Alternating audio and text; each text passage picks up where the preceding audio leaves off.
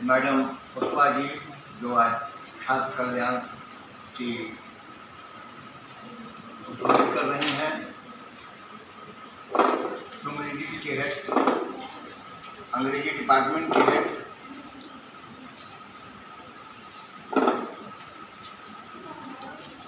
राजेश जी, बंगला के मंडल जी और तमाम यहाँ जो लोग हैं।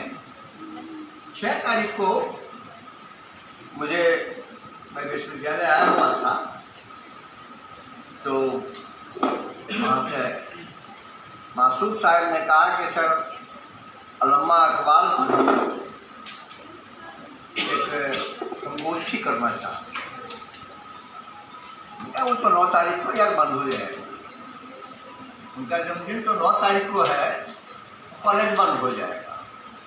तो उन्होंने कहा सर क्या फर्क पड़ता है, 1 दिन पहले ही हम लोग उनका जन्मदिन मना रहे हैं। हमने कहा उनका तो सालों भर मना सकते हैं, क्या वो इतने बड़े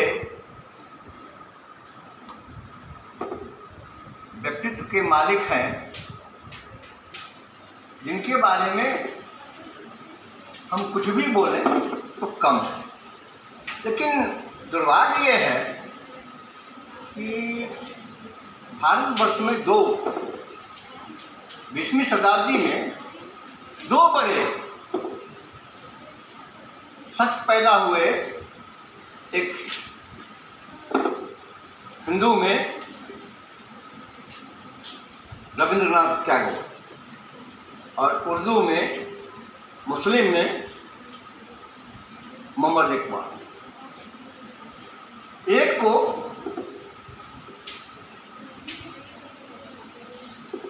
नोबेल प्राइज मिला और सारे पोएट के जो गुण हो सकते हैं दुनिया में, उस वक्त के वो नंबर 1 होने के बाद भी उनको नहीं मिल सका, इसलिए कि ब्रिटेन के जो फिलोसफर था, जिसको कहते हैं वो नेशनलिस्ट फिलोसफर थे, 8 तक 1908 तक, जब तक वो 5 तक कहिए 5 तक उनके जितने भी गज़ल हैं, जितने भी लेख हैं, लेख तो कभी बाद में लिखा है उन्होंने, जितने भी उन्होंने गज़ल पढ़े हैं सब के सब राष्ट्रभक्ति से ओतप्रोत। वो कहता है मिट्टी की मूर्तों में समझा है तू खुदा है, खाके बर्तन का मुझको हर जर्रा देवता है।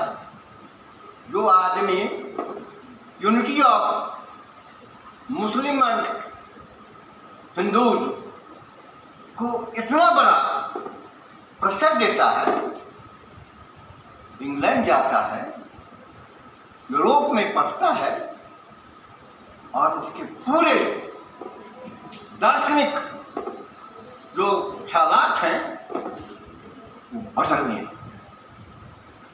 जहाँ क्रिश्चियनिटी दुनिया पर रूल करना चाहता है, वहीं इस्लाम को वो कहता है वो सबसे बड़ा शौर्य का प्रतीक है। यह समझ में नहीं आया कि जो आदमी, ठीक है कांग्रेस में वो नहीं गया वो बात,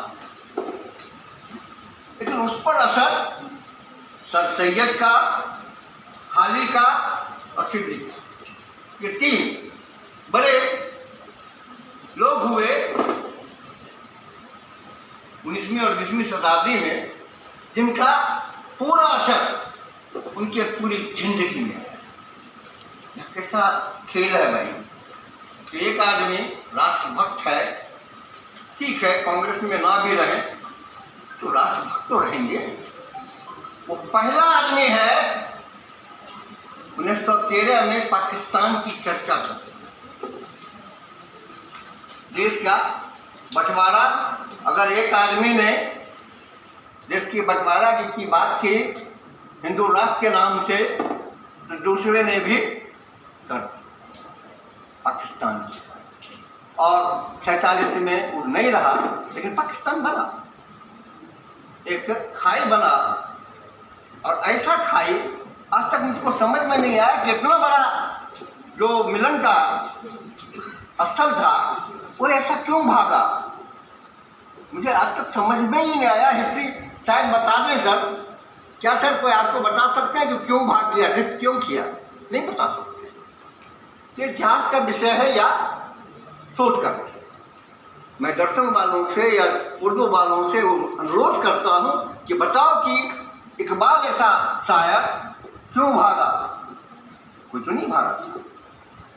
और वह पैन इस्लामिस्ट हो जाता है, पैन इस्लामिस्ट हो जाता है, पेंथिस्ट फिलोसफर से पेनिथेइस्टिक फिलोसफर हो जाता है, पेंथिस्ट फिलोसफर। राजेश जी जानते होंगे पेनिथेइस्ट और पेंथिस्ट में क्या अंतर है।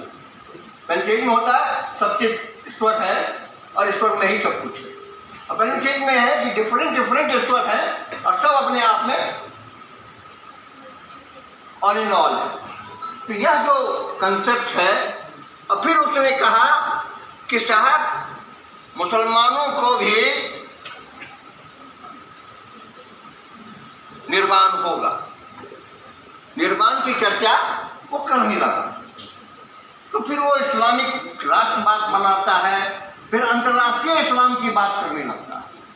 खाली इस्लाम राष्ट्र की बात नहीं कर रहा, पाकिस्तान की बात नहीं कर रहा है। वो कह रहा है कि हमको एक अलग इस्लाम का राष्ट्र चाहिए जो पूरी दुनिया में शौर्य का प्रतीक होगा। और वह यह भी कहता है कि आपको ब्रिटिश से सीखने की जरूरत नहीं है, यूरोप से सीखने की उतनी जरूरत नहीं है। यूरोप के विज्ञानवाद को, बुद्धिवाद को आप जरूर ले, लेकिन इस्लाम में जो हमारा शौर्य है, हमारा जो सारे सिद्धांत हैं, उसको ही हम अपना रास्ता अपनाएंगे। तो जहाँ वो नेशनलिस्ट फिलोसफर से, पेंथिस्ट फिलोसफर से, पेनिथेइस्ट फिलोसफर से पैन इस्लामिस्ट फिलोसफर हो जाता है, और उसके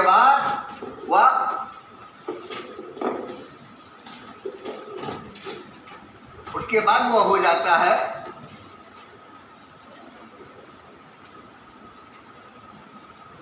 पॉइंट मुस्लिम इंडिपेंडेंस मूवमेंट, मुस्लिम इंडिपेंडेंस की बात करने लगता है, नॉट फ्रॉम द नेशन, पूरे अंतर्राष्ट्रीय स्तर पर वह बात करने लगता है कि शायद हमको वो चाहिए। तो मैं तो डिफर करता हूँ कि वह जितना बड़ा शायर है, शायर के रूप में शायरी का जो उनका स्कोप है, मैं कहता हूँ कि गालिब के बाद कोई भारत ने किसी को प्रोड्यूस किया है तो इकबाल को प्रोड्यूस किया। इकबाल के इतना बड़ा शायर उर्दू लैंग्वेज में कोई नहीं हुआ। उसने पीएचडी किया मेटाफिजिक्स ऑफ पर्सिया पर किया पीएचडी, और फिलोसफी में एमए किया कैम्ब्रिज। म्यूनिख में पर्सिया पर वो पीएचडी कर रहा है, करता है, वहाँ से लौटता है और वकालत करता है, वहाँ फेल होता है, बैडली फेल होता है, उसके वकालत नहीं चलती, वो भूखों मरने लगता है, लेकिन उसने कोई समझौता नहीं किया। और बड़ौदा के राजा ने उनको 60 रुपये का एक वालिद दिया हर एक महीना कि वो आप शायरी करते रहें। 1922 में वो मद्रास में उनको सर का खिताब मिलता है। 28 में मद्रास यूनिवर्सिटी में जाकर के 6 लेक्चर देते हैं इस्लाम पर, और लॉर्ड इरविन उनको ऑक्सफोर्ड भेजता है कि आप वो क्या कहते हैं इस्लाम दर्शन को इंग्लैंड में आप समझाएं। ऑक्सफोर्ड में और कैम्ब्रिज से किया है वो एमए, और ऑक्सफोर्ड में जाकर के लेक्चर देता है, और 33 में वो मर जाता है। और 33 में जब उसको मरने के वक्त में से एहसास होता है कि हम डिफर कर रहे हैं, नेहरू को एक चिट्ठी लिखता है जवाहरलाल नेहरू को कि साहब जो आदमी मुस्लिम लीग का अध्यक्ष होता है वो चिट्ठी लिखता है कि साहब यह जो क्या कहते हैं, अरे वो जो पाकिस्तान बनवाया, क्या नाम था उसका,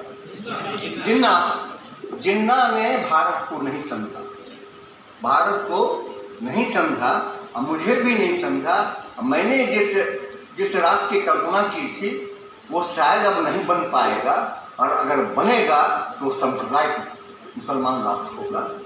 मैं चाहता हूँ कि नेहरू तुम जिन्ना को समझाओ, देश अलग ना, लेकिन वो उस वक्त तक बीमार होता है और मरने लगता है, तो उसे लास्ट में एहसास होता है कि मैं जो जिद कर रहा किया हूँ ये कहीं नहीं कहीं राष्ट्र भक्ति के खिलाफ चला गया, मेरे व्यक्तित्व के खिलाफ चला गया। बचपन से जो मेरा व्यक्तित्व उभरा है वो इंग्लैंड में जाके बदला है, इंग्लैंड में यूरोप में जाके बदला है। यूरोप के जो क्रिश्चियन का सिक्योरिटी देखा है उसके खिलाफ वो बदला है। लेकिन यार ऐसा तो नहीं हो सकता है कि दर्शन की बात करो और आप भाग जाओ।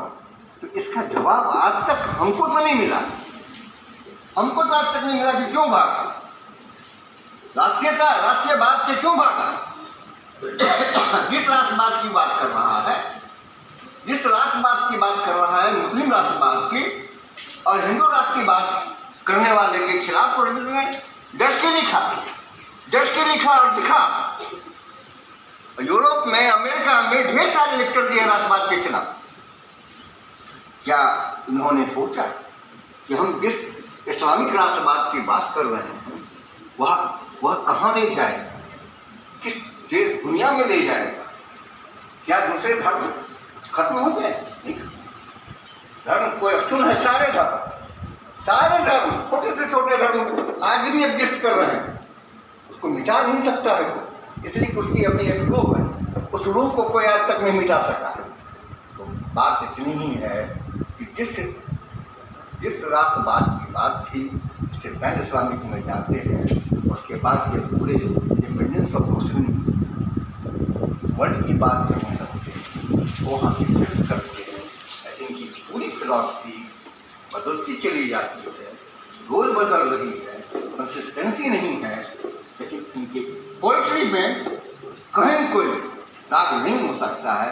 अगर उनको नहीं मिला नोबेल प्राइज उसका कारण यही था कि ये एक दर्शन से दूसरे दर्शन में भागते हैं, और भाग के बाद इन्होंने जो राष्ट्रवाद के को जो नहीं माना उससे इनके व्यक्तित्व का गिरावट हुआ है मेरे हिसाब से।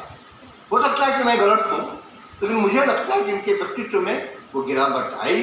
जब तक इनको समझ में आता, इनकी इंड आ गई, कम एज में इनका डेथ हो गया है।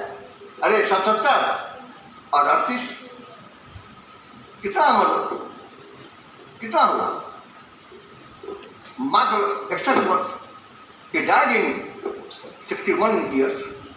आप समझ लीजिए कि जो आदमी इतना बड़ा शायर है, इतनी बड़ी बातें कर रहा है, और वह टूट जाता है, मुगलसी में जीता है, और उसके जीने के लिए बड़ौदा महाराज का स्टाइपेंड जिंदा रखता है।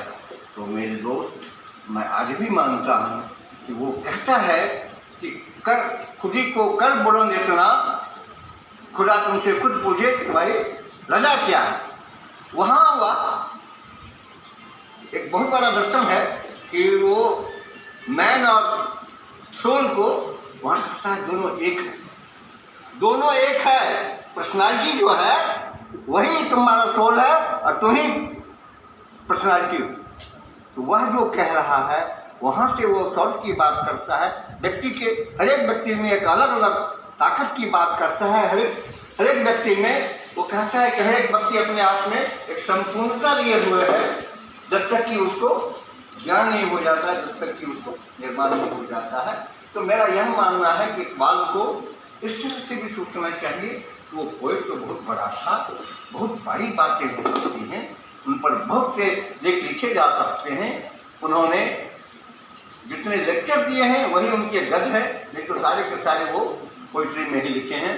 और आपको हम तमाम लोगों को नमस्कार कि हमको झेला।